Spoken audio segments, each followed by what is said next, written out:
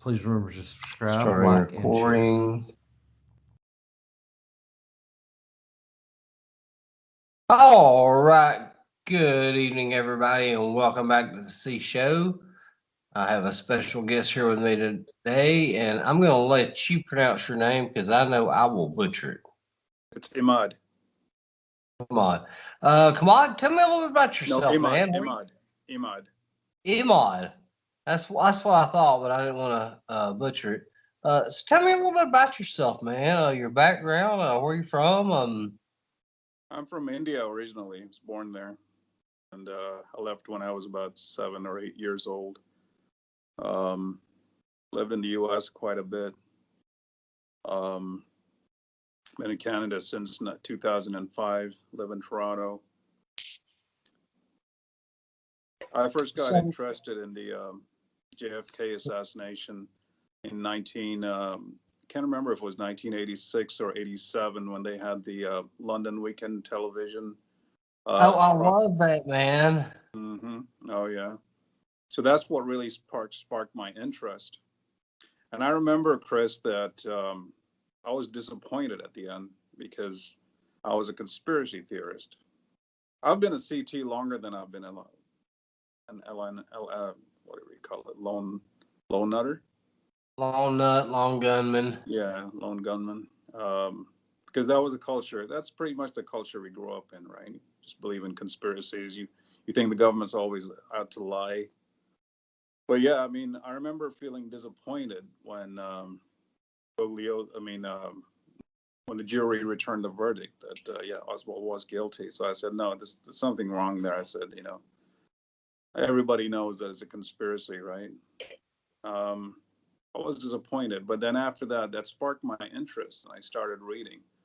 And what I did was I read only conspiracy books because I wanted my bias to be confirmed, right? Sorry, I didn't mean to interrupt you. You're exactly like me. I would not read anything that was non-conspiratorial.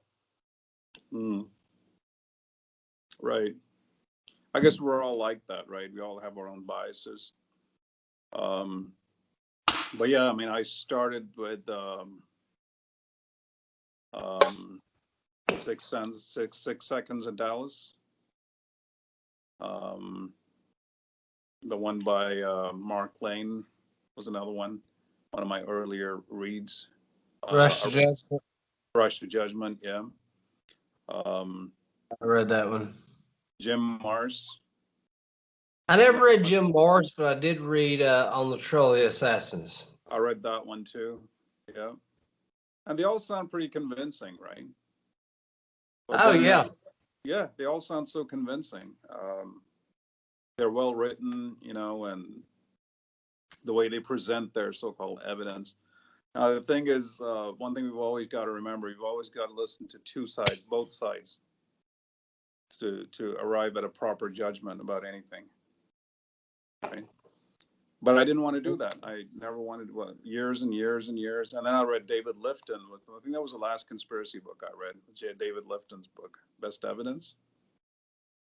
That was pretty radical.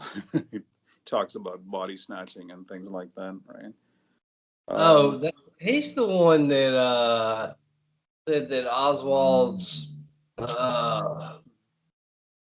his book was the one that was debunked like 20 years after it was written, right? That said that they switched the bodies and the bodies wasn't. Yeah, apparently they were all playing musical chairs with Kennedy's body, with this coffin. Yeah, but anyway, that was the last conspiracy book I read.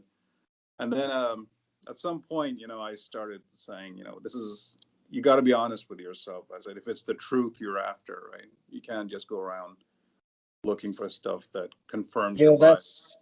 That's the exact quote that I made. No matter how bad I want it to be there, eventually I have to be honest with myself. Right.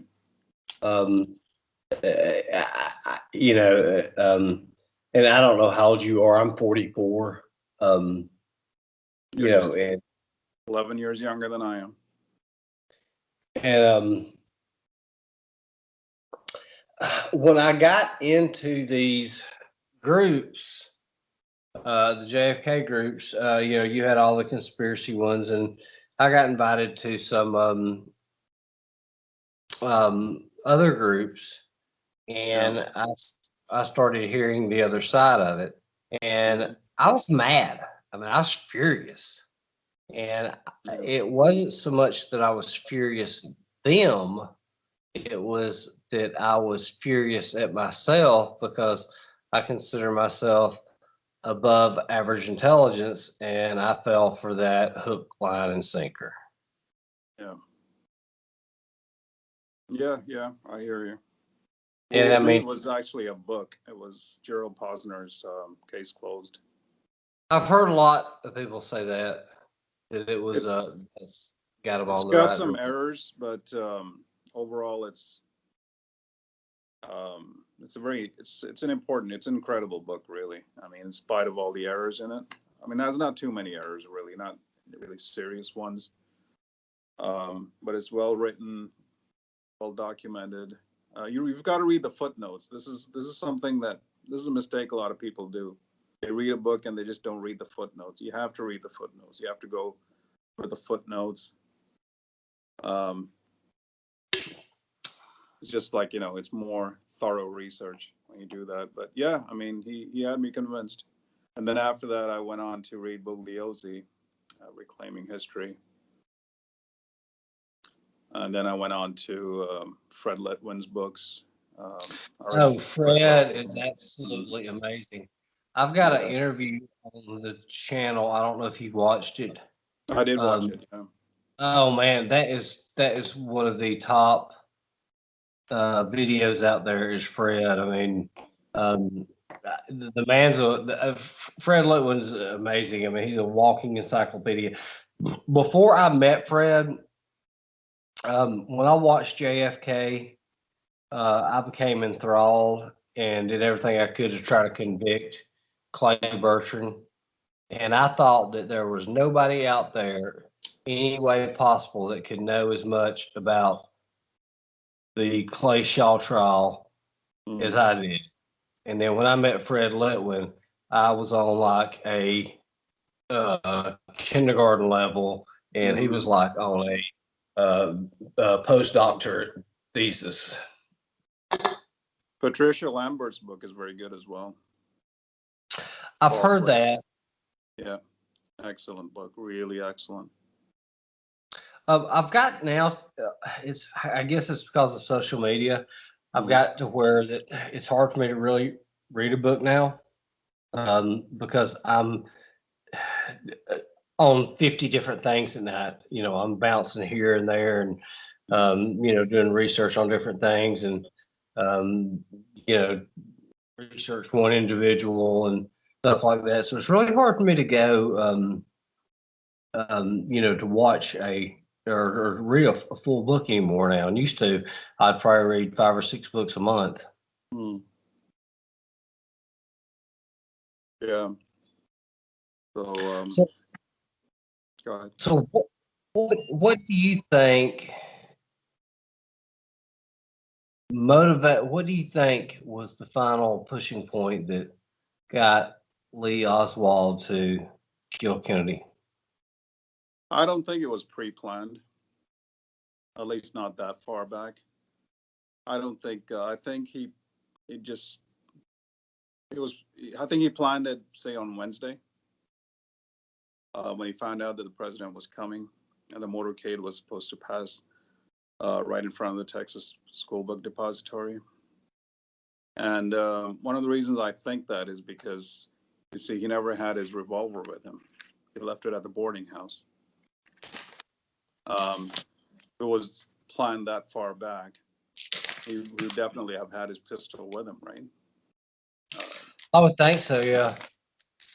Hmm? Do you think that while he was pacing upstairs, that he was going back and through his mind, do I do this? Do I do it?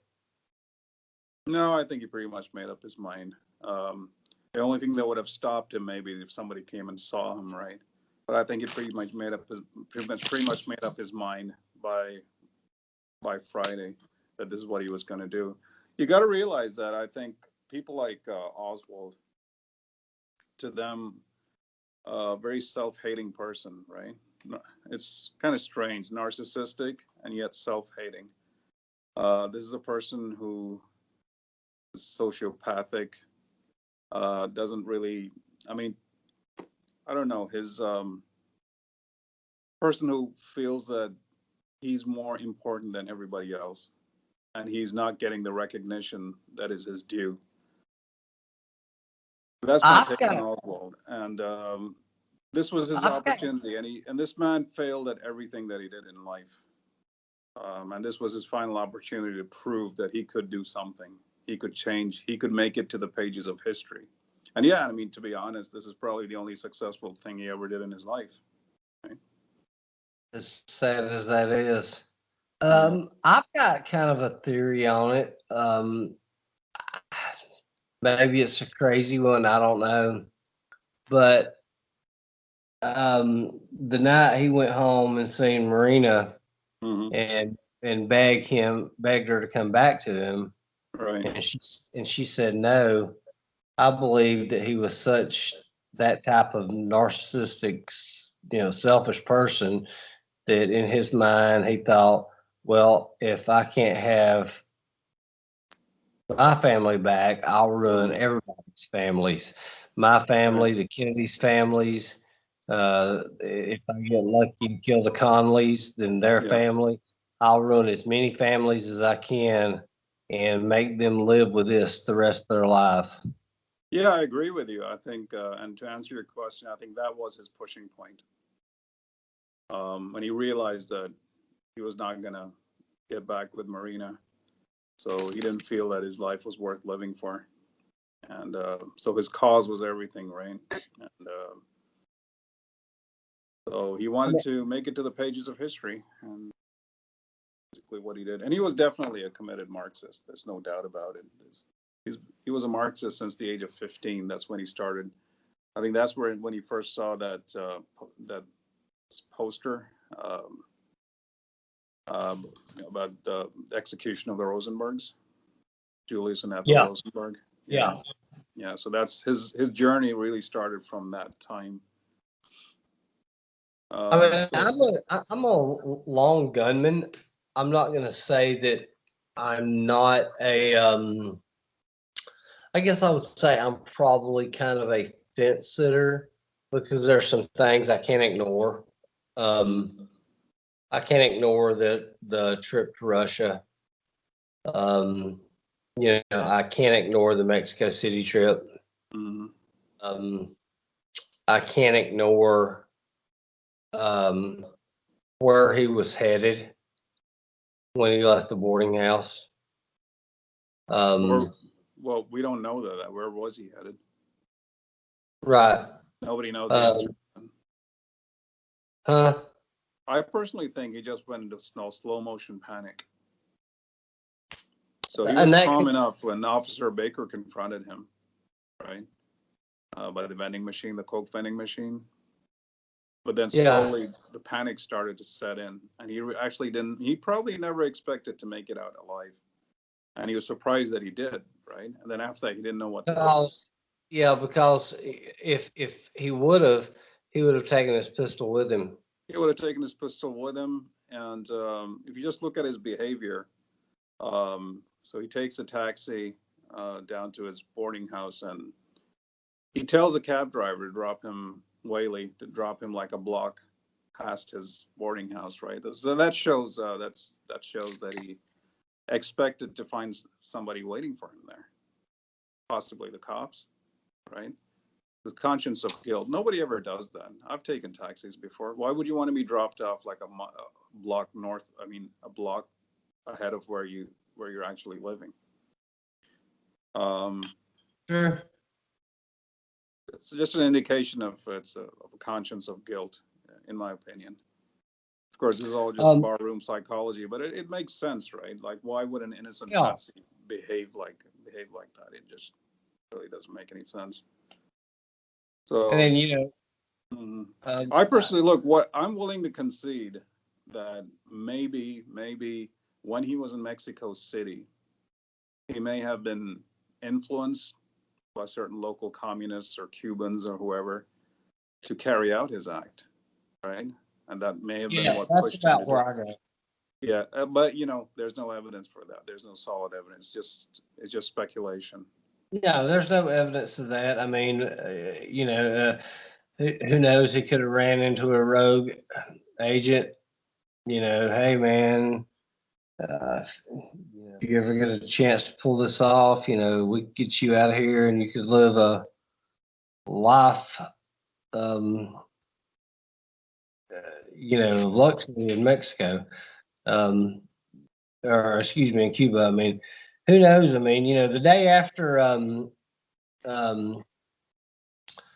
Kennedy was killed, Hoover was in LBJ's office Hmm. about the Mexico City trip. Now, Right. I don't know what they discussed.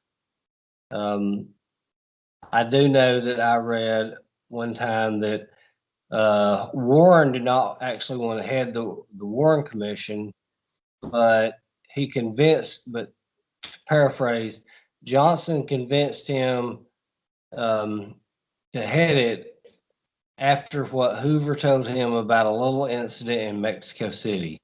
And I've often wondered what was that little incident in Mexico City that got him to agree to head the Warren Commission. It convinced Warren to head the commission, or that made Johnson pick Warren to head the investigation.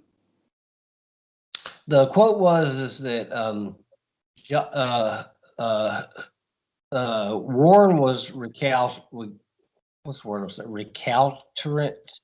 Um, Recalcitrant. yeah, Recalcitrant. Hmm. yeah. And he said he convinced Warren to head the Warren Commission. He convinced Warren to head it after what Hoover told LBJ about a little incident in Mexico City. Hmm. And I've often wondered what that little incident was because, Hoover, and I don't know where he got this from, believed that he possibly could have been impersonated. Mhm. Yeah, there's not enough evidence for that, though. There really isn't enough evidence at Yeah, all. no, there's not. And, I would like to get the Lopez report and Hmm. read it one day, because Lopez is of the belief that he was impersonated. Where Lopez got that from, I don't know. Maybe it was a wannabe his moment of fame, because hell, everybody wants to cash in Yeah, exactly. on All these something. people come out years and years after this and claim this and claim that. Yeah, and that's just not evidence. Yeah, Why did what? Yeah. I, I was a little disappointed in Bill Frazier. He had 60 years to come up with this book, and now all of a sudden, he's coming up with this. Yeah, exactly. That's enough. It's kind of like I don't, let's say how I put this.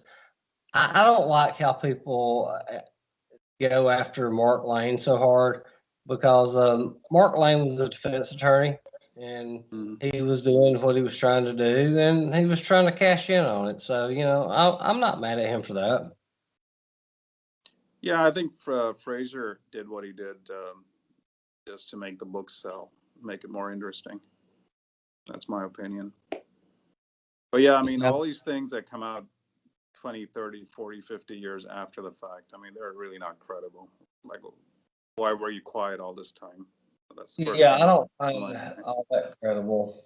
But, I still see people, go after Lane hard. And I'm like, look, he got hired to do this.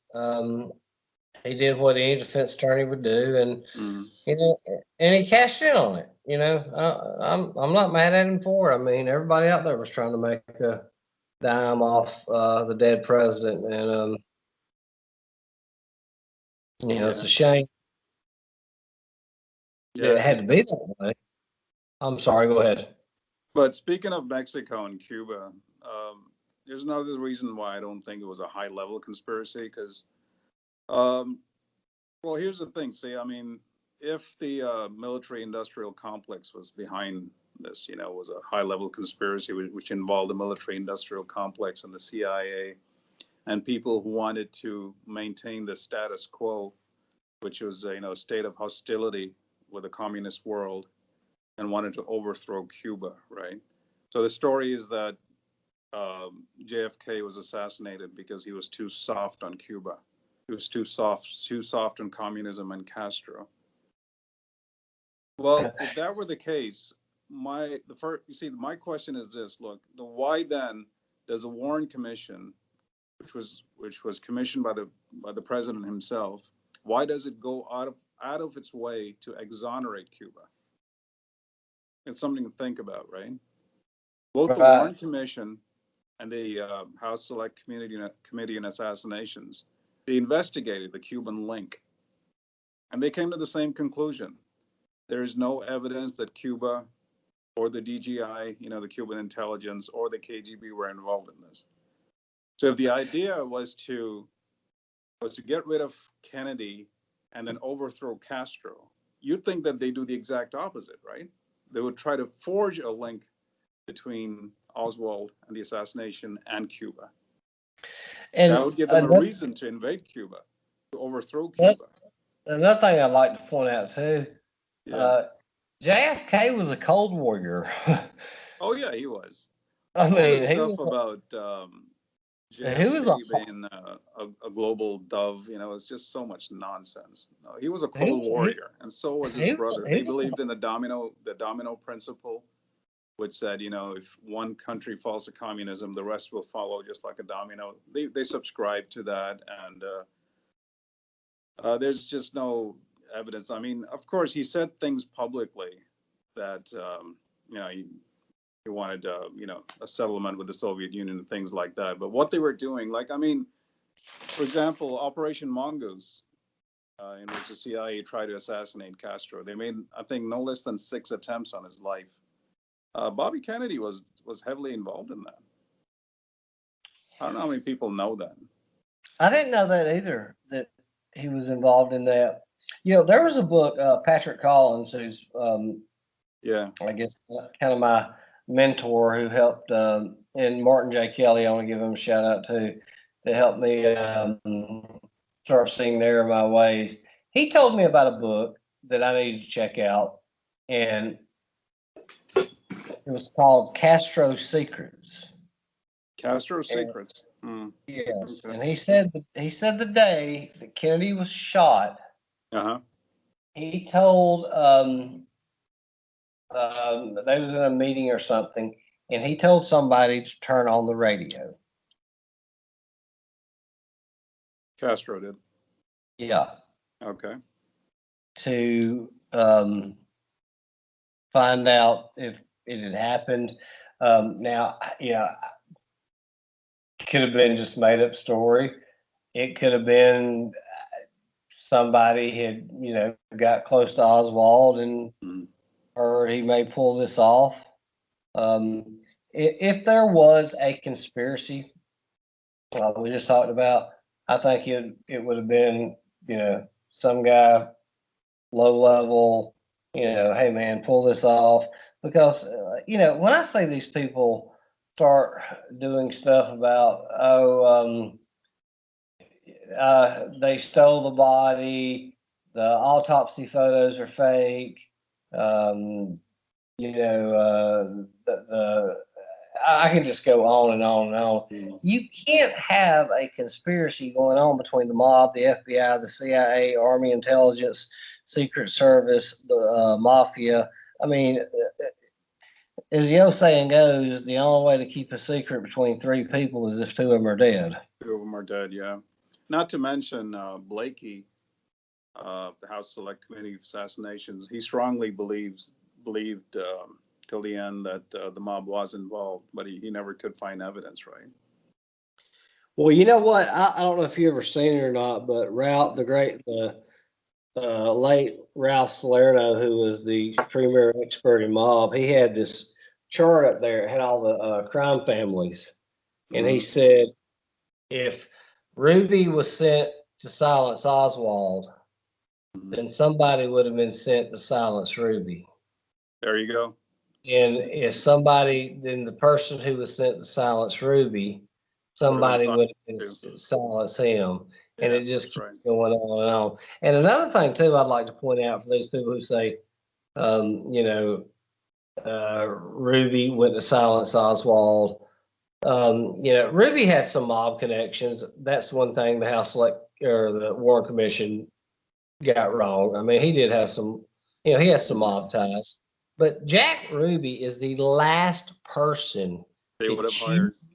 that you would have hired. Not only was he mentally unstable, but he was a high profile figure in Dallas. You're not going to send some high profile figure that everybody knows, that the cops know, to go out there and silence Oswald. Let me tell you something. There was a book written by, I don't know if you heard of Jimmy Fradiano. I don't think so. Okay, Jimmy the Weasel Fradiano. He's dead now. He was in the LA mob, and he turned government informer. This was sometime in the late 70s. And he wrote in his biography that he was on a road trip in Southern California with Johnny Rosselli, who was being investigated by the House Select Committee, right? In connection with the assassination. Yeah. And so they were talking, and Johnny Rosselli basically told him this, and I'm paraphrasing, of course, I'm not quoting exactly. So Johnny Rosselli told him, at some point, I wanted to tell them, that is the commissioners, right? The House Select Committee, that yeah, we did do it, just to see the look on their stupid faces. I mean, we're supposed to be idiots, right? So we're going to hire that psycho Oswald to kill the president, and then we're going to hire a two-bit loudmouth punk like Ruby to silence Oswald. I mean, how stupid do they think we are? So in other words, what he's trying to say is that, I mean, yeah, so first of all, the mob, you know, you can accuse the mob of a lot of things, but they're not stupid, right? And taking out the president of the United States, I mean, that is, yeah, that takes a level of stupidity that, yeah, no, yeah, you don't expect that from the mob. And then on top of that, why would they hire Ruby? Well, people, why would they hire Oswald? Why would they hire somebody like Ruby? And here's another thing: the two doctors who operated on Oswald, right, and couldn't save his life, they testified. You can see their interview on YouTube. They said that the only reason that they could not save Oswald's life was because he took a shot to the flank, to the side, right? So the bullet cut through his vital organs. So if he had taken a shot to the front, there's a 50% or more chance that they could have saved him. Then the reason why he got a flank shot was because at the last moment, Detective Lavelle, pulled on the handcuff, right? And Oswald presented his flank to Ruby. So, yeah, and you know, so do you see how circumstantial the whole thing is? Oh yeah. Yeah, I mean, if something had gone wrong, why would Ruby have aimed at his stomach, right? Why would a professional killer hired by the mob aim at somebody's stomach? Nobody ever does that. You aim at the neck, you aim at the heart, or you aim at the head. He could have done that, right? Oh, but he goes straight for his stomach. One of the most unprofessional things, you know, a hitman would do. And if Oswald had not shown him his flank, there's a 50-60% chance that Oswald would have lived, and the lid would have been blown off the conspiracy. And it's just one of those little things, you know. You got to, when you think things through, right? You realize that, you know, the idea of a high-level conspiracy makes less and less sense. And I've read that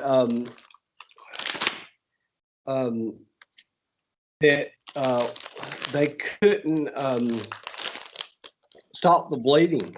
They came close very close to stop the bleeding. They almost saved him, and then he went into cardiac arrest.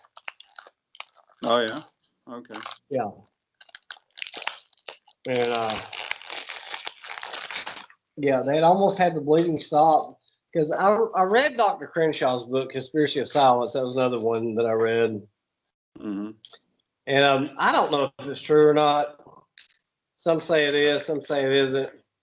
But they said that while they're in there working on Oswald, there's a phone call from the White House from LBJ wanting to speak to one of the doctors. Yeah. And Crenshaw went and took the phone call, and he's wanting a deathbed confession. Personally, I really don't believe that, because if I'm in there and I'm working to try to save a patient, I'm going to tell the president, "Hey, I'm a little tied up right now." Yeah, and besides, well, even if it was true, that actually shows there wasn't a conspiracy. Why would LBJ want a deathbed confession from Oswald if there was a conspiracy? Oswald would have spilled the beans on the conspiracy right there, right? Yeah. A deathbed conspiracy is the last thing the conspiracists would have wanted. And What if Oswald in his deathbed conspiracy said, I was set up. These were the people who set me up. Then what? And why do you put him on TV with the biggest secret in the world to tell? Yeah. I mean, that's been asked over and over again, right? They could have shot him as he was leaving the building. No, he was allowed to live for another 3 days. Talk to the press, have a midnight conference. And he never released that patsy word. You notice that? Yeah. He says it once at the station. And it's always quoted out of context. Mm-hmm. But if he really was a patsy, the midnight conference was a golden opportunity. Well, think about it. For him to tell the whole world, look, I was set up. This is conspiracy. He never mentions conspiracy. He never mentions the word patsy. Oh yeah. He says through. Yeah, it looks like a lone gunman scenario. He says when he comes in, they've taken me in for the fact that I lived in the Soviet Union. I'm just a patsy. Yeah. Now let's fast forward. One of the diseases of the modern age. What's that? Let's fast forward 11 hours later when they're in there. Well, I simply don't know what the situation is about. Nobody has told me anything. And that's a lie, because he already knows what he's in for. So you've been questioned for 11 hours, and you don't know what the situation is about. Yeah. Nobody has told me anything. And here's the one thing that just points out to me. Did you kill the president? No, I've not been charged with that yet. If he was innocent, what would have been the first thing he would have said? No, I did not. It would have been an emphatic no. No, I have not been charged with that yet. He didn't deny that, and that was another lie. He was charged with that. He was. They had him in as a suspect first for killing Tippett, but later he was charged with killing the president. So he knew that. But that was another lie. I had an interview with Sean DeGrilla. I don't know if you've read his book. It's fantastic. It's on my list. It's on my to-read list. I did make it through that one. But Sean told me, he said, when they was bringing him in, they asked him if he wanted to cover his face. And he said, I've not done anything to be ashamed of. Yeah. It's one of the few truthful statements that he made. I mean, the fact is that he wasn't ashamed of what he did. It was a shameful act, of course, but he wasn't ashamed of it. I mean, I wonder, and I've often thought about this right here. Kennedy was so young. A nice looking man, Mm-hmm. a beautiful wife, two small children. I wonder if it would still have the mystique on it had it been, a 75-year-old man, um, you know, old. I mean, Kennedy represented youth and vitality and a new chance and hope and freedom. I just wonder if it had been the same if it had been a 75 or 80-year-old man who got shot. Pro- Probably not. I doubt it. Yeah, Kennedy did have a mistake to him. And hmm, sorry, I had to have a snack. I wonder how it would have worked out had the chosen one, Joe, if he'd been elected. If who? Joseph Kennedy. Joseph Kennedy. Oh, Yeah, Papa Kennedy? no. Um, Joseph P. Kennedy was John's older brother. He was the one. The one who He died in was, World War II. Okay. yeah, he was the one that was being He groomed. was He being he was the groomed, yeah. He was being he groomed, was yeah, the, he no was doubt. the favorite one. Yeah, well, these are all the what ifs of history. They're very fascinating, but at the end of the day, we'll never know. I've got a very deterministic view of history. Things happen the way they do, and that's just the way it is, and really not a lot that can be done about it. But yeah, the other thing I'd like to point out is, yeah, if this guy was really a patsy who was set up by a high level conspiracy, why would they frame him with a gun like that, right? Because Yeah, yeah. conspiracy theorists always bring that up, like it's a piece of junk. They called it the humanitarian weapon and things like that. So why would they frame him with a weapon like that? Would you not frame him with a more convincing weapon, like an M1 Garand, for example, which is some semi-automatic? Well, let me say this. Mm-hmm. I don't know where this myth came from. I fired The um, Carcana. yeah, Yeah. I fired it in Dallas. Scott Mm-hmm. has one. He brought it down there. I don't think it had ever been fired before. Mm-hmm. Um, the weapon had not been zeroed, and my first go, I missed all 6 shots, but the weapon had not been zeroed. So I put what we call down south a little Kentucky windage on it. Mm-hmm. I realized it was firing high and to the right, so I adjusted fire, and I had 6 kill shots from 50 meters. Wow. So had the weapon been zeroed properly, the weapon was very accurate to perform the to perform what it was supposed to do. I mean, the final headshot was at 88 yards, yeah. 88 yards. So the weapon is not this piece of junk rifle that people claim it to be. It's a little heavier than what I thought, Mm-hmm. and the biggest problem that you're going to have is the weapon jams. But the weapon is very adequate as far as performing that feat. Yeah, yeah. And according to Marina's testimony, Lee did a lot of dry firing, didn't he? So he always made sure that it was functional. And he was a sharpshooter in the Marines. Everybody likes to say he was a horrible shot. No, he wasn't. No, he wasn't. I mean, his feet He wasn't was- that impressive, to be honest, Chris. I mean, he missed the first shot, right? And well, technically, he missed the second. Well, I mean, assuming the first shot is the one that we can't account for, right? Some people say it was a third shot. We don't know. was more than likely that it was the first shot. Okay, he missed the first shot. It didn't even hit the limousine. He's probably nervous. The second shot, he actually missed the second shot too, Chris. A lot of people don't realize that because I'm assuming he was aiming at the head, right? Why would you aim anywhere else? No. So he Let me missed the head. What's no, that? no. Let me explain something to you.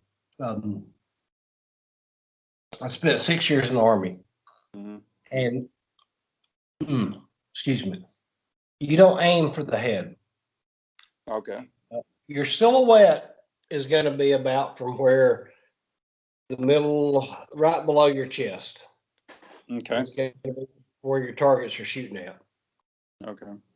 Where Oswald was aiming at was where his back touched the trunk of the car, because you always aim at the lowest part, Lowest part. Okay. lowest part where you can see. So no, he did not miss what he was aiming for, because weapons usually aim a little bit high. The third shot, he just got lucky and got that. So he did not miss his target. That's where he was aiming at.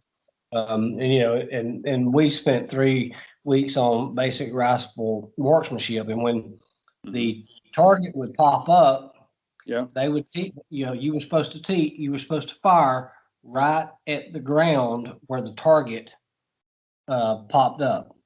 So no, he was not aiming for the head. Now, I'd like to go back and touch on something else. Mm-hmm. The first shot, in my opinion, the way the limousine came down, he was in a prone, unsupported position. So unless your elbow is stable, you're not going to be able to get a aimed shot. So what I think is he was pointing down, he was not getting an aimed shot, and when he pulled the trigger, he just pulled the weapon, and that's what caused him to miss. Okay. Yeah. Sounds reasonable. But he was an adequate shot, right? Being a sharpshooter. Oh, he was to be a sharpshooter in Marines, he was a good shot. I mean, Right. he was trained at hitting targets from 500 meters. Oh, there you go. In the Army, we only shoot from 300 meters, and I was his equivalent on the scorecard, just what Oswald was. Were you? And I'd like to point something else too. And there is no way there was a gunman on the knoll. No. And I'll tell you a few reasons why. Mm-hmm. First of all, you ever been to Dallas? I've not been to Dallas, no. All right. And JFK, it makes it look like Lee Bowers' tower is sitting 200 yards back. Right. His tower is so close, you could tell the color of somebody's socks. Why would a gunman be concealed in that area where somebody could see him, right? Is that where you get Right. at? Yeah, there you go. Well, yeah. That's part of it. The Yeah. second part of it is, I'm a trained marksman. I mean, I'm not a sniper by no means, but I'm good with a rifle. Okay. All right. Firing. All right. When people say, "Why don't they shoot him coming up Houston?" That was the easiest shot. Yeah. They always bring that up. Yeah. That's not the easiest shot, because what you're trying to do is you're trying to track a moving target that's coming towards you.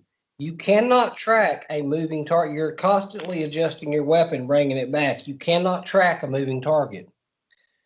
Same thing with the grassy knoll. You've got a target coming towards you. Cannot track that target. Now, with the weapon moving away, you are firing at basically a stationary target at 11 miles an hour that's not going that's easily to track. When the So, target's moving away, right? yeah, if moving away, Mm, right. I mean, you're not even going to have to really adjust aim or adjust Mm, aim. You can track that all day long. But a target moving towards you, like at the knoll, mm, or a target moving up you, Houston, you cannot track it. right. And if you stick a weapon out the window, you're going to have every Secret Service agent in the world After seeing you. that weapon. Yeah. Plus, it was a shot that he would have hit Connolly by mistake, right? Because Connolly would have been right in front of the target. Yeah. And I'm not so sure. He might have been trying to get 2 for 1. Mm.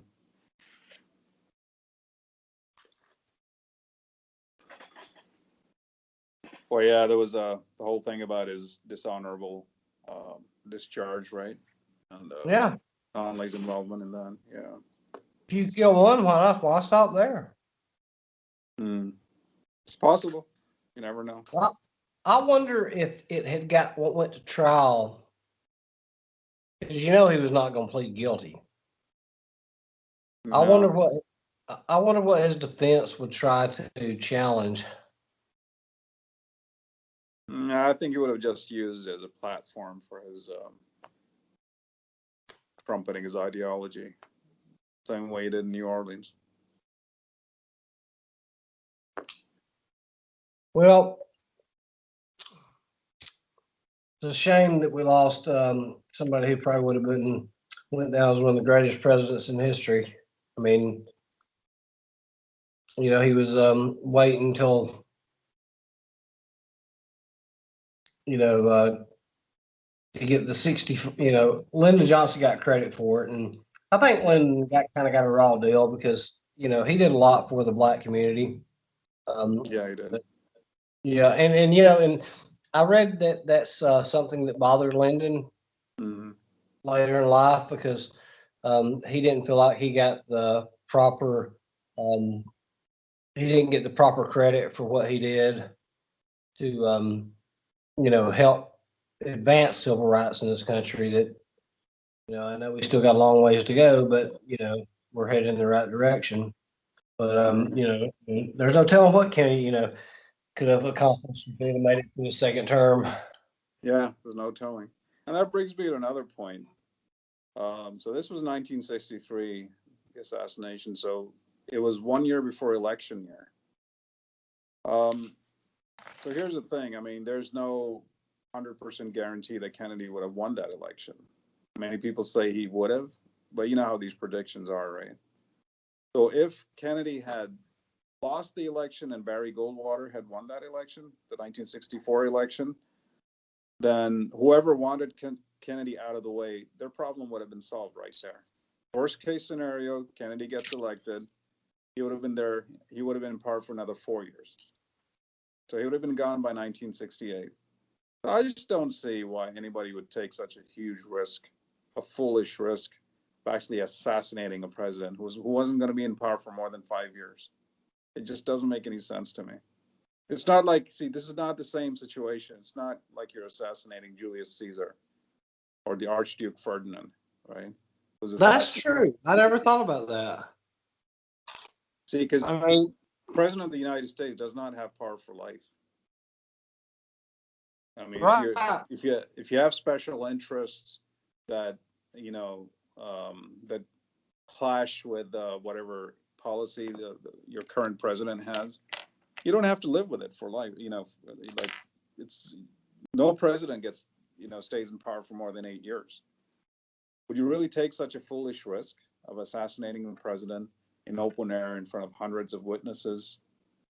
I don't know. It just doesn't make any sense to me. And if they wanted to get rid of him, why there? Why that particular spot? I mean, there's the CIA is good at the use of poisons, right? They could have poisoned his food, put arsenic in it, so it's not detected. Kennedy Yeah, had health problems. There's a lot of things they could have done. a I mean, plane this crash. Plane crash is another one. And these things have been done before, right? Oh yeah. Yeah. Yeah. You notice that every time a president is shot, or assassinated in the United States, the killer is always somebody deranged. Think about it. Yeah. Deranged Yeah. somehow, like, some ideologue or somebody who, like, this Hinckley guy, he wanted to impress old Jodie Foster, right? Hmm. Because it doesn't make any sense to conspire to kill, for special interest groups to conspire to kill the president of the United States. It makes no sense at all. You're not killing a dictator. It's not somebody you have to live with for life. Do you see what I'm getting at? Yeah. Makes I, no sense at all. Yeah. I So these are understand things totally. Yeah. that always bothered me. I mean, even though I was a conspiracy theorist, these things just never made any sense to me. So I just questioned and questioned and questioned. And then I when I mean, read and of course Posner's we book, did have we did have one conspiracy for president. what, Lincoln? Yeah. But that was more of a revenge thing, right?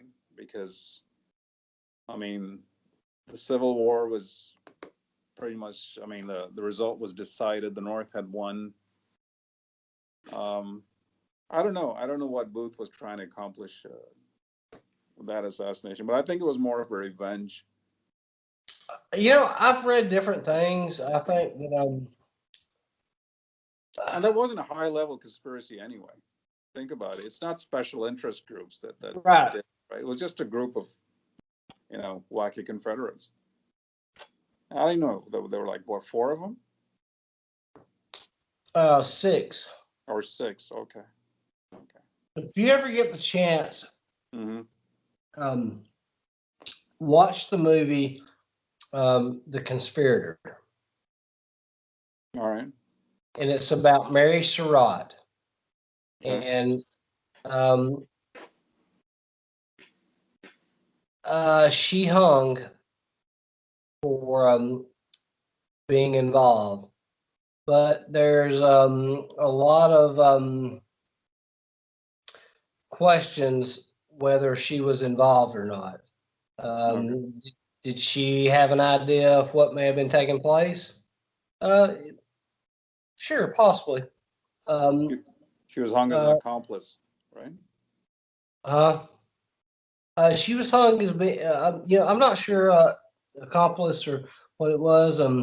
But my thinking is when I go back, and I don't mean for this to sound sexist or not, but in 1865, are you going to entrust a woman to be involved in a conspiracy like that?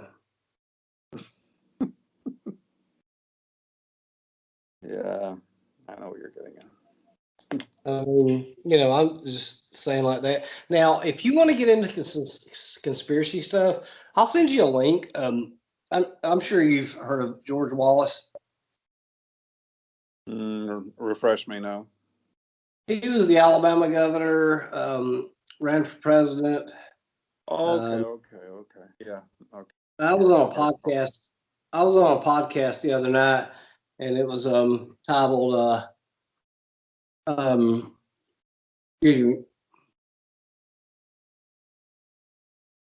Chris Peaks tells America the unknown story of George Wallace.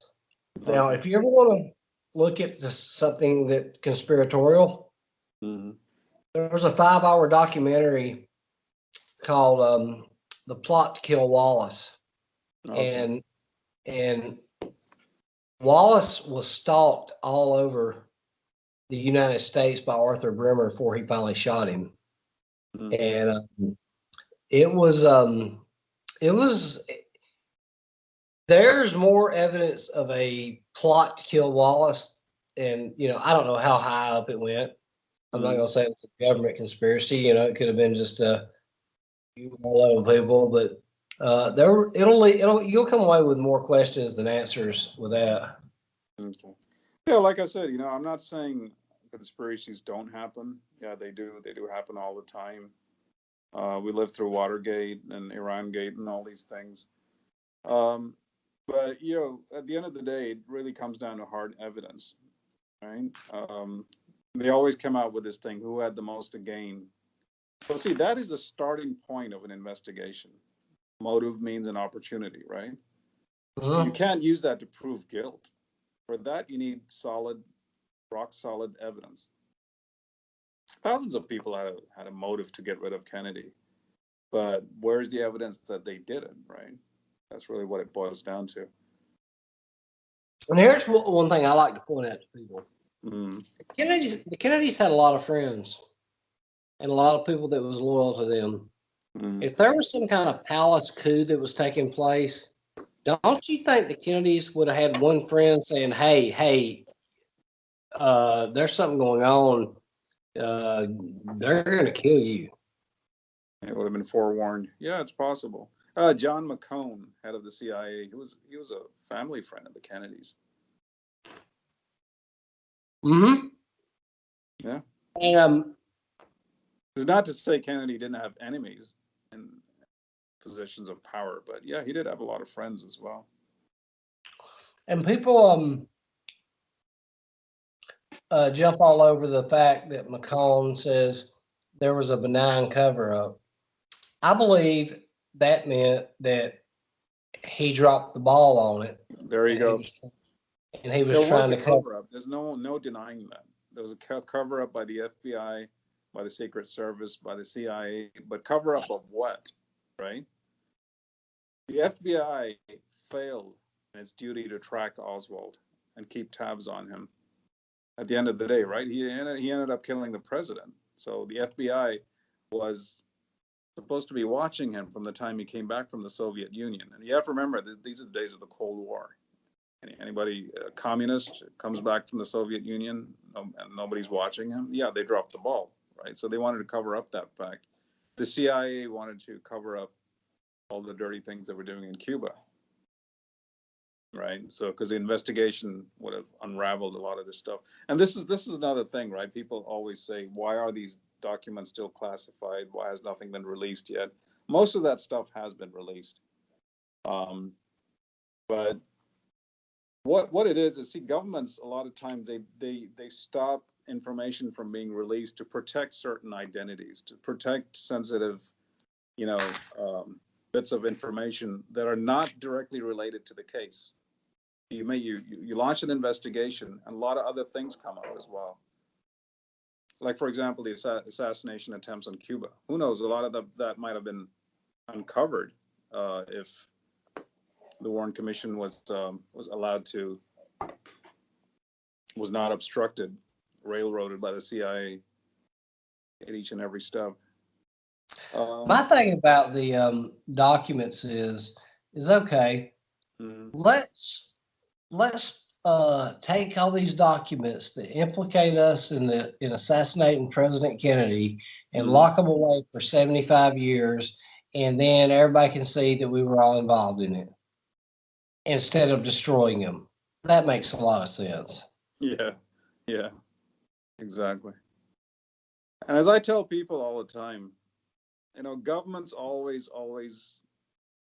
government secrets is something that you can't really, there's no rhyme or reason behind. There is, but it's not something that's for you to know. For example, I'll give you another example, is the ultra secret. During the Second World War, Britain was reading Nazi Germany's military secrets and diplomatic secrets, from their Enigma machine. And these decrypts were known as Ultra. They had the code name of Ultra. It played a huge part in winning the war. Now, Ultra was an official secret until 1976, 31 years after the war ended. The question is why, right? Why the war was over already? Why did it take them 31 years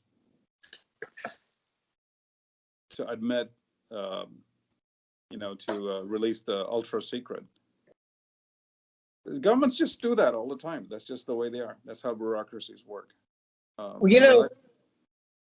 sorry. I didn't mean to interrupt you. No, sorry.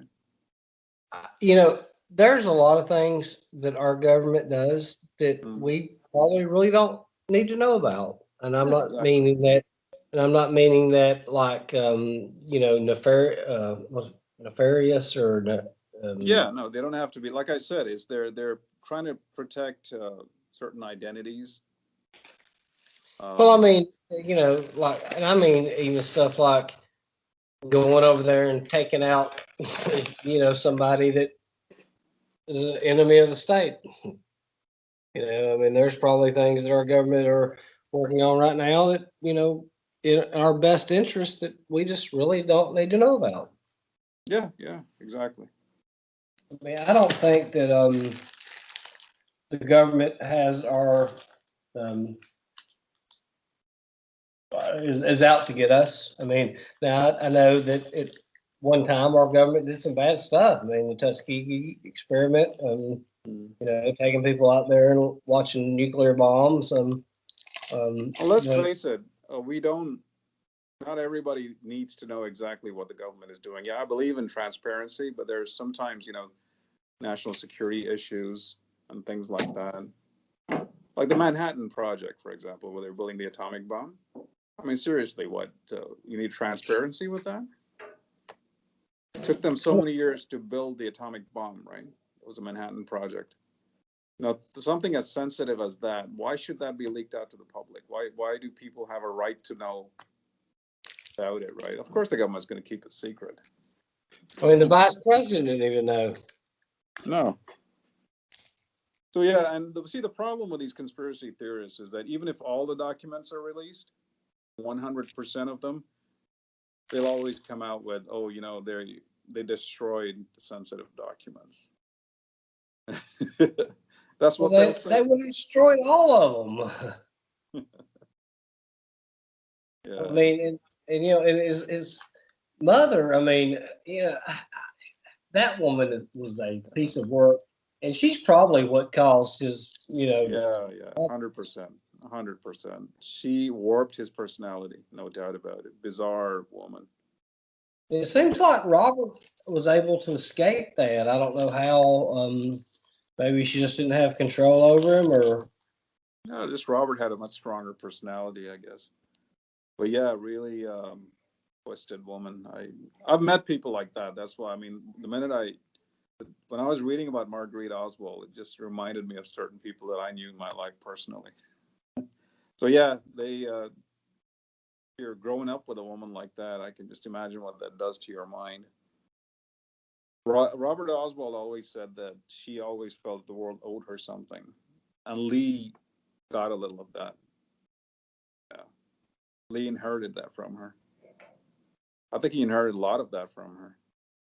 it sounds like it. From what I've read, Mm. about her, and and him too. I mean, I guess there's so much about Lee Harvey Oswald that we will never actually know. No, exactly. I Always mean, something new especially comes up, right? Yeah. And see, another thing that I've always asked is when they arrested him in the theater, like if this was a high level conspiracy which involved the government and the police and whoever, he was resisting arrest there. That would have been the perfect time to shoot him and shut his mouth. They could have killed him right there in the theater. I'm sorry, yeah, tell me especially one after he. country in the world. Tell me one country in the world where you draw a gun at a policeman and get out alive. You can't. They'll slaughter you. And And the not to United mention, States is he no already killed exception. one cop. Yeah, there you go. He was under suspicion for killing a cop. They could have just got rid of him right there. Why didn't they? That would have been the perfect opportunity.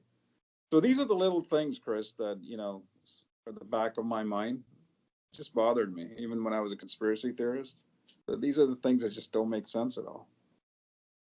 But it was like a belief for me, right? No, it had to be a conspiracy. It had to be a conspiracy.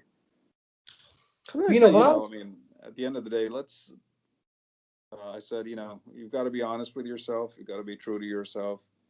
So let's see what the other side has to say. And that's when I picked up Posner's book and then I looked back since. And admittedly, Gerald did make a few mistakes there, as I said earlier, but they're not huge ones. For one thing, I don't agree with his character assassination of Sylvia Odio. Yeah, I think he sort of overdid it there. He practically did a hatchet job on her, try to present her as some kind of a loony. Oh, You know what I'm really? talking about, right? Sylvia Oh, yeah. Odio. Mm. Yeah, I think she was sincere. I think she sincerely thought that she thought she saw Oswald. See, a lot of times, Chris, what happens is that we telescope our memories. Two Right. separate things happen at different points in our lives, and for some reason, when we look back, we sort of telescope them together. I've done it many times. Oh, yeah. Yeah, all of us has. And yeah, I mean, I've done that plenty of times. Yeah, so that's probably what happened with her.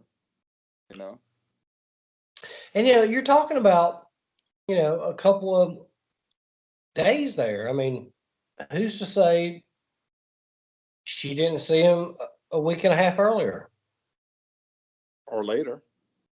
or later? Yeah, I mean, she may have telescoped her honestly, memories. I mean, I actually believe her that she seen him, but you know, if you ask me right now, where was I at on May 19th at 8 p.m.?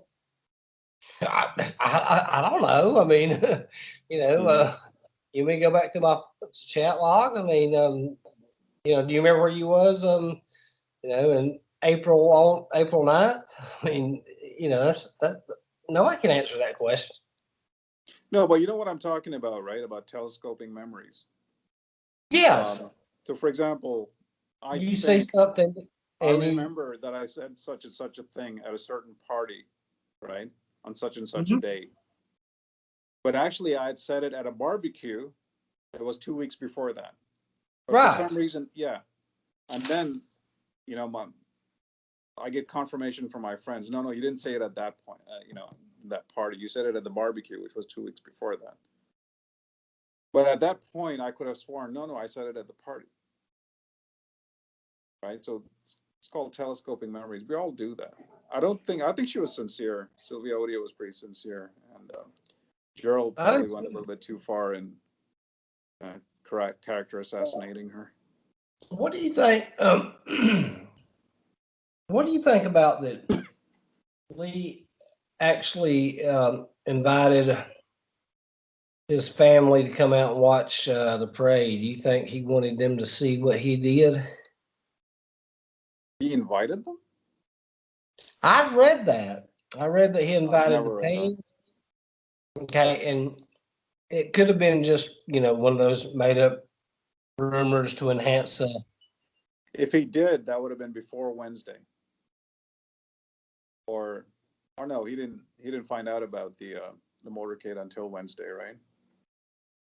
Yeah. Yeah. I don't know. I've never heard that before. I honestly don't. Yeah, and it could have been just one of these things that I read that to embellish it and make the story sound better. Um, I'll tell you one of the things that really got me to believing there was no, I guess, CIA conspiracy or anything like that, or a Mm. rogue CIA agent, was that Kennedy did not even decide on a motorcade until the 11th. Until the 11th, exactly. And they didn't pick out the parade route till the 18th, or I believe. Yeah. It was around. I want to say it was around September when Connolly visited the White House, and he especially requested the president to come over. And think about it, Lee got his gun in March.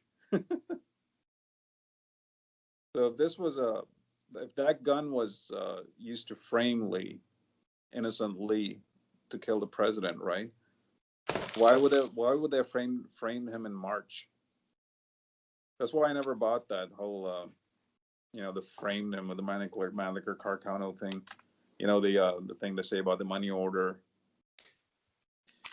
No, I mean because nobody knew Kennedy was going to come to you. Well, he wasn't even planning to come to Texas around that time. Nobody had any surety that he was going to come to Texas or to Dallas. So Why? Though he bought that rifle to shoot General Walker. What it is. There's no conspiracy there. No, not at all. Excuse me. No, not at all. And so, I'd read this funny story, and I can't remember exactly how it went down, but Kennedy was trying to uh, cure the rift between Senator Yarborough and Yeah, Lyndon, that's true. Yeah, there was. and Excuse me, and I've got to charge my iPad here. and Lyndon or Yarborough told Kennedy he wasn't riding in the same car with Lyndon, Yeah, and Kennedy told Yarborough that he can fucking walk. yeah, yeah. That was.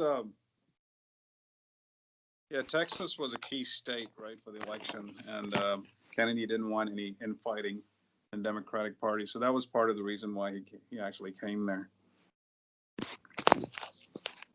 But yeah, I mean, yeah, you frame so whoever framed Lee in March with that Carcano knew ahead of time that Kennedy was going to be in Dallas. You know, the only way they could have known is if they had supernatural powers. They had a crystal ball. I mean, So I and then don't when think you come back down to it, what was the reason? I mean, for what get, Walker. I mean, no. Oh, I know he just wanted to be famous, but I mean, ask these conspiracy theorists, what was the motive to kill Kennedy? And they're gonna say, oh, he's gonna pull us out of Vietnam. No, Kennedy never said he was gonna pull us out of Vietnam. No, that was in Uh, the NSM National Security Memorandum. What was it, 673 or 663? I can't remember the number. That was a conditional. That was a conditional withdrawal of 1,000 troops from Vietnam. The condition was that the South Vietnamese government get its act together, which they didn't. I was fixating, and it was only on condition. If it Right. was not, it was not pulling home the first 1,000 troops. If they did not meet those conditions, Right. it would not have been there. I often wonder how deep Kennedy would have went into Vietnam. I think he would have gone into Vietnam just the same. Had he lived till 1968, I think he would have still gone into Vietnam. Because the fact of the matter is that the South Vietnamese government was not getting its act together. It was a total mess. And Robert McNamara, was actually in Saigon somewhere around that time, and he was sending reports back to the White House, and he said, he told Johnson, he said, these people, I mean,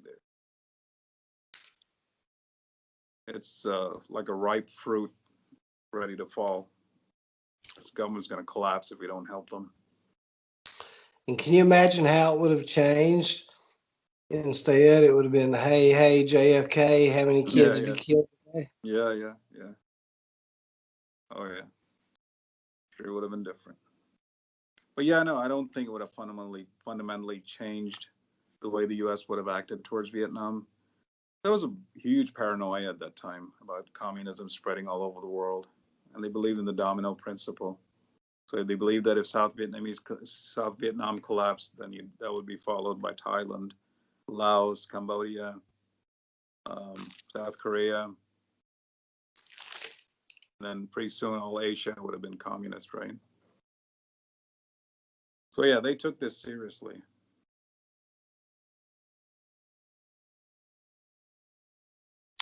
Yeah, I mean, it was a different time for me. I wasn't, around. I love to see what it was like back that time. I read an interesting thing. Sorry, we kind of got off top of JFK, but history is always good.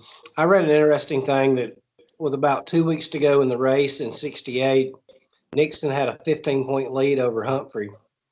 And then Humphrey started closing. And Nixon said later he believed if Humphrey would have had another week, he would have beat him. Well, it just shows you how unpredictable these things are. Right? Everybody was predicting that Trump would lose against Clinton.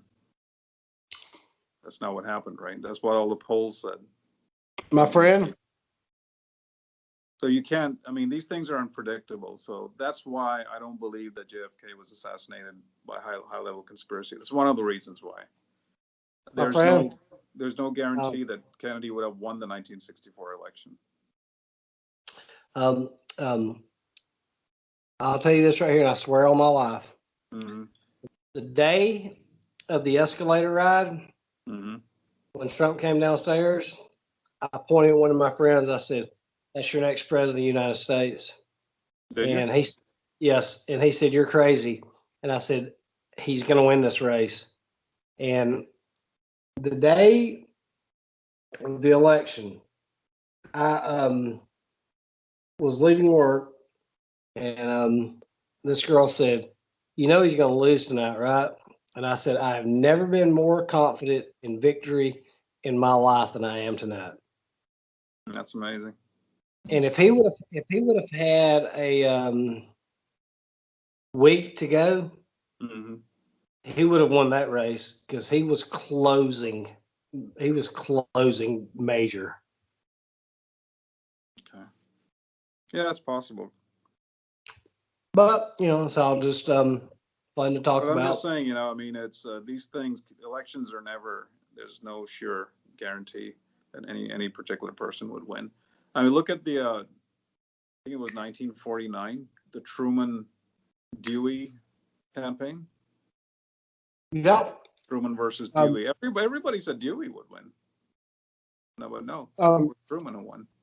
Check out a video I've got on my channel. Mm-hmm. It's called "Race for the White House." Okay. It's about an hour so long. And if you like politics, you'll love this because me and my partner in crime, Larry, we break it down poll for poll. We break it down, I mean, from beginning of that year until the end. Mm-hmm. And it was basically a replay of 2016. Truman was out there pounding the pavement, and Dewey had stopped campaigning, and the Dewey crowd started shrinking and shrinking and shrinking, and the Truman crowd started getting larger and larger and larger. But check that out, and you can fast forward it some and see the highlights. But I go through all the polling, all the data, and everything in it, and it's really good. Okay. I'll definitely check it out. I don't know if you've seen any of Bill Brown's. I've started breaking down. Yeah, it's fascinating. And he's a foremost expert on the Tippit murder, right? Yes, and I'm fixing to start. I don't know if you've seen the unedited version of me and Jerry Dealey that I've started breaking. I saw that one. I did see that one. Yeah. Well, I started breaking it down into clips. Did you? And and check out some of the clips because it does it a lot better. Okay. Yeah, this is I'm sorry. Fascinating clip. Yeah. Yeah, this is I've enjoyed this interview right here. I did too. I'm much better at writing than I am at speaking, so I apologize if I didn't fulfill your expectations. Oh no, you this has actually been a very enjoyable interview. I mean, it's kind of more thanks. Not really I get a lot of experts on there and interview them, but this is kind of like a nice interview to chat with somebody who has just interest in the case and to get their viewpoint on it. Yeah, I learned a lot from these guys, Martin Kelly, Patrick Collins, Jeff Barnhart, all these different guys. I mean, I've really learned a lot from them. I think it's been a year now since I've been a member of Fair Play for JFK, and I've been a member of the other one, the Patrick Collins Forum. What's it called?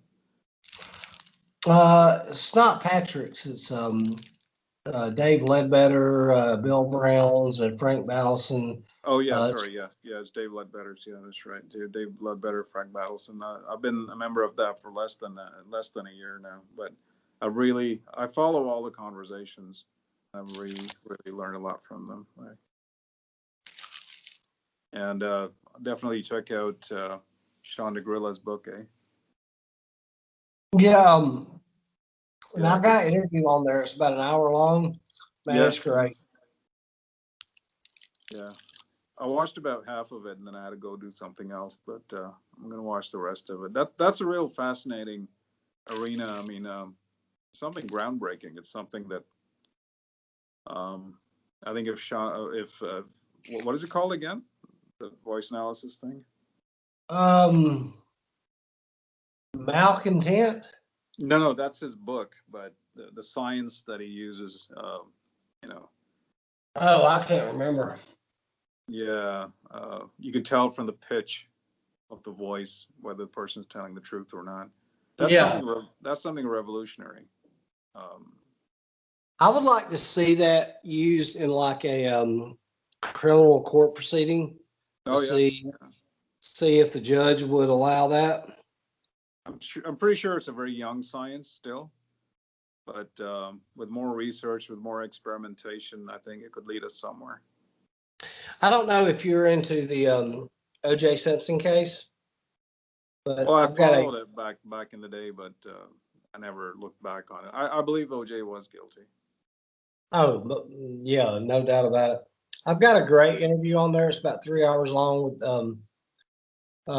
Fred James, Hmm. FJ James. FJ But I've James. started, yeah, but I've started breaking them down into clips. Okay. So what I would suggest is watch the clips, and and I've got about 7 8 minute clips, and I'll have all of them broke down soon. But those are some pretty good ones too. That's probably a better idea, right? Because people don't have long attention spans these days. Well, and that's what I found out though. Are you more likely to watch a 3 hour YouTube channel, or are you more apt to watch a 10 minute clip? If it's something that I'm really interested in, I can watch a 3 hour show. I have no problem with that. And I can too, Hmm. and I have. But what I see in my analytics, Hmm. 5 to 10 minutes is going to hold somebody's attention. And what I found out is if I can break it down into all these different clips, I'm still Hmm. keeping the full unedited version up there, Right, right. but I'm breaking them down into clips. So hey, somebody may be interested in this, but not interested in that. Right, and then if it's like a 2 3 hour program about one particular thing, right? You break it down into segments. It helps with people who have busy schedules. You know, Right. they don't have the Yeah. time to just sit down and spend 2 hours, so they can watch a little bit every day, one clip every day, till they get through the whole thing. Yeah, it's actually a good idea. Yeah. So I'm having a lot of fun with it. I'm already up to 202 subscribers, which Oh, really good.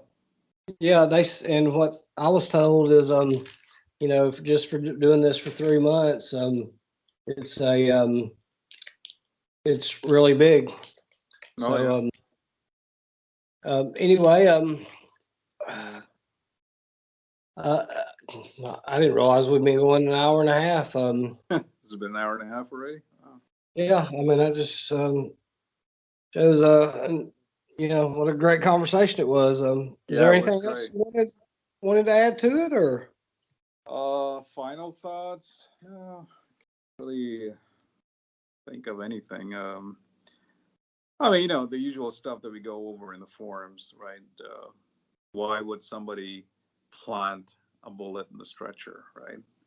That that takes the Yeah, attention towards a conspiracy, not away from a conspiracy. Right? and If then they what if they had happened? not planted, quote unquote, the bullet in that stretcher, nobody would have, maybe would not have suspected a conspiracy. So why would a group of conspiracists do something like plant a bullet that raises suspicions of a conspiracy. That just doesn't make any sense to me at all. And what if you don't? And what if there was only you know, so we would know one was the head wound and one was went through Connolly. Yeah, What if there was a 4-shot fire? Now you just got another bullet that you can't. there you go. That you can't account for. Yeah. And how would the conspiracists have known how many bullet fragments would actually, survive? How many bullets would have hit Connolly? How many bullets would have hit Kennedy? How did they know all these things, right? How did they know that one bullet would have missed? How did they predict all these things? Right. So it just doesn't make any sense at all. The more you think about it, like I said, the more you think about it with an open mind, without any preconceived notions, the more the idea of a conspiracy just breaks down. It's just not sustainable. I mean, and like I said, a plane crash, helicopter crash, and malfunction. I mean, and nobody ever thinks otherwise. No, and these guys always come out with these eyewitnesses and ear witnesses, and some of them were outright lying because they could not have been there at that time, and others who have come out like 10 years later, 50 years later.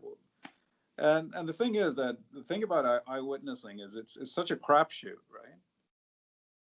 I mean, now I'll tell you somebody who I do believe, and let me explain it before you go. Oh no, I do believe Akila Clemens. Now, you think she saw two men running away from the scene?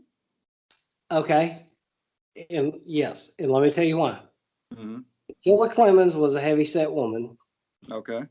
She was in the house, and she heard gunshots.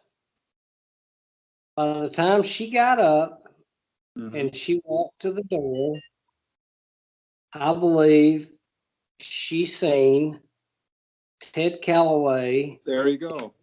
And Ed Scoggins standing over. Exactly.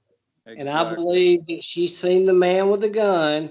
And when he waved, go off, he was telling him, go on and look for him. I got this right here. And that's when he took off to go search for Oswald. That was Calloway. That was Calloway. Now, whether that's true or not, whether that's true or not, but that's my interpretation of it. That she seen that, because you got to think, a 60-year-old heavy-set woman in bad physical condition. How long do you think it's going to take her to get up and walk to the front door and look outside? 45 seconds, a minute. And I believe by the time she got out there, Oswald's gone, and it was Scoggins and Calloway. And he had picked up his gun and he waved him off in the direction. Hey, go look for him. I'll stay here till the police get here. And that's what I think. Am I wrong? I agree, Chris. I totally agree with you. So yeah, I think she did see two. I think she did see two men. I just don't think it was because let me tell you something right now. Mark Lane tries to make it sound out that she's seen Ruby. Well, if he had seen Ruby, she'd seen Ruby, he would have had pictures there. Right.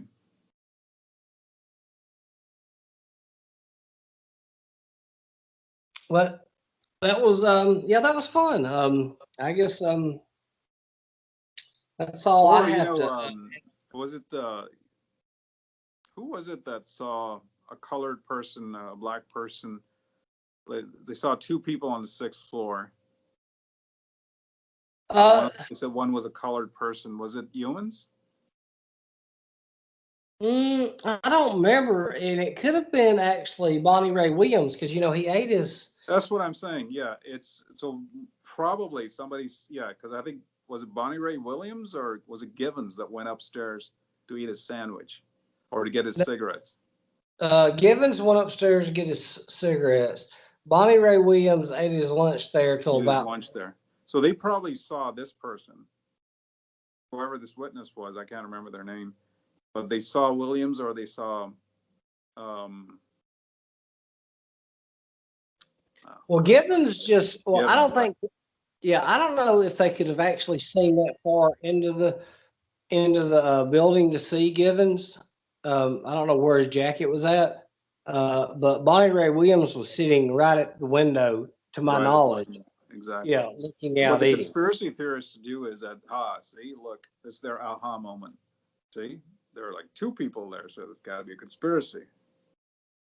So Now, then that you dark fire back. person turns into a Cuban, and the same Now, Cuban is seen getting a ride to Lee Harvey Oswald in a Green Rambler. So now it's like a story of Chinese whispers. One thing leads here, to another. here's my question. Why the hell are you going to have two shooters on the same floor? Beats the hell out Now, of me. here's something else that falls apart too. All right, Yeah. you got a shooter down at the Daltex. You got a shooter in the 6th floor. You got a shooter behind the knoll. So you got Mhm. 3 teams. All right, you're setting up Oswald. What if your wrong shooters get caught? There you go. What if all 3 of them get caught? Yeah. There's so many things that could have gone wrong. And that's another reason I don't believe that I believe that they try to shoot Walker. Because why would the conspirators have set him up to do something like that? You Right. recall that night when he went to Walker's residence to shoot at him from behind that area. Walker's residence is right pretty close to a Mormon church, and they were having some kind of a service there, I think. Right. The risk of Lee getting caught, being seen by somebody firing at Walker's house, was just too great. Absolutely. Why would a conspiracy take a risk like that? Makes no sense at all. No. Sorry, no. He tried to shoot Walker. It was his own deed. Nobody put him up to it. That's all there is to it. But anyway, Well, I've gone all day talking about this. It's so fascinating. well, I mean, we can come back on and talk about it again sometime if you want to. Sure, we'll think about it. I mean, I don't have much to add. But give it a Or few minutes. if you have other interests, I would love to hear about that, because I'm trying to make this into something that topics that everybody would like or everybody would listen to. So, if you have another interest that you like, let me know. I mean, I'd love to hear about it. Yeah, it's mainly historical stuff. That's my main passion. What other historical stuff do you like? That's my favorite thing is history. Mainly 20th century history, First World War, Second World War, Cold War. That's my main interest. The Cold War? Cold War as well, yeah. Well, I'll tell you what, let's set up a time and come in and have a discussion about the Cold War. Sure, why not? I'm free pretty much all the time. You just let me know when you want to do it and we'll set it up. Yeah, for sure. All right, buddy. Nice talking to you, Chris. Nice talking to you, and thanks for coming on. And My let's pleasure. see, you want to try maybe someday later in the week? I'll let you know. Okay. Well, I'm sure we'll run across each other, and truth be told, but I'm going to get this saved and I'll get it up there soon. Sure. As I said, Thanks. hope it didn't disappoint too much. Oh no, man, this is great. This was the interview that I really wanted, just to chat with somebody who's not an expert, who, just has an opinion and just get the, an average Joe, so to speak, not to mean that insulting, but No, just I know what you mean. All right, buddy. Well, we're gonna talk soon, okay? We'll talk soon. Thanks. Take it easy. Have a great weekend. You too, buddy. Bye now.